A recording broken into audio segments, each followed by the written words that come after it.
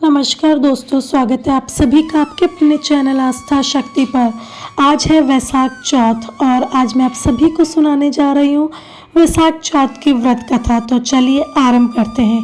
एक समय की बात है, किसी गांव में एक बुढ़िया माई अपने बेटे के साथ रहती थी।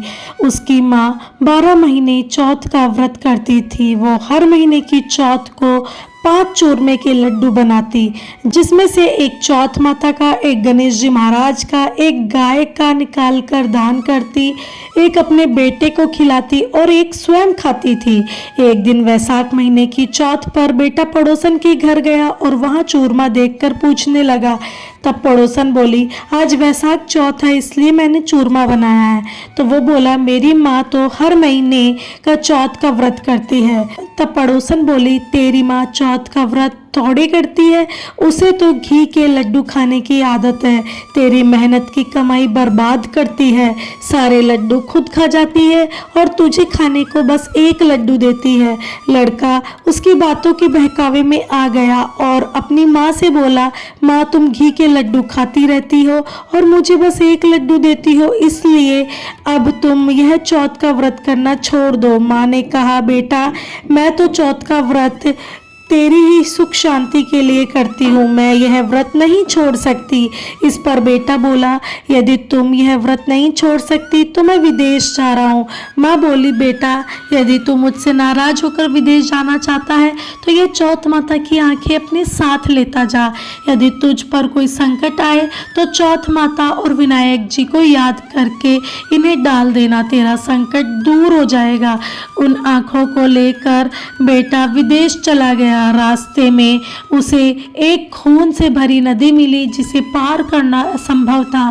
तभी उसे अपनी माँ की बात याद आई और उसने एक आंख चौथ माता का नाम लेकर उसी नदी में डाल दिया और कहा, हे चौथ माता, यदि मेरी माँ सच्ची है तो वह मेरे लिए व्रत करती है तो यह नदी दूध और पानी से भर जाए और मुझे रास्ता मिल जाए। उसके ऐसा कहते ही नदी दूध और जल से भर गई और उसे रास्ता मिल गया। आगे चलने पर भयंकर जंगल में उसे एक शेर मिला जो उसे खाने के लिए उस पर झपटा। उसने एक आंख चौथ माता को याद करके उसके सामने फेंक दिया। शेर पीछे हट गया। आगे चलकर वो एक नगर में पहुंचा। उस नगर के राजा यहाँ रोज एक मिट्टी के बर्तन का अलाव तब पकता था जब उसमें एक आदमी की बलि दी जाती थी, यानी एक आदमी को बर्तन के साथ चुना जाता था। उस लड़के ने देखा कि एक बुढ़िया माई आटा पीसती जा रही है और रोती जा रही है। इसका कारण पूछने पर बुढ़िया माई ने बोला, आज मेरे इकलौते बेटी का अलाव में जाने की बारी है। तब वो लड़का बोला, बुढ़िया माई तुम मुझे जल्दी से खाना खिला दे, तेरे पुत्र की जगह मैं चला जाऊंगा। बुढ़िया माई के मना करने पर भी वो नहीं माना और राजा का बुलावा आने पर चल दिया। साथ में चौथ माता की आंखें और एक जल का लोटा वो अलाव में लेकर बैठ गया।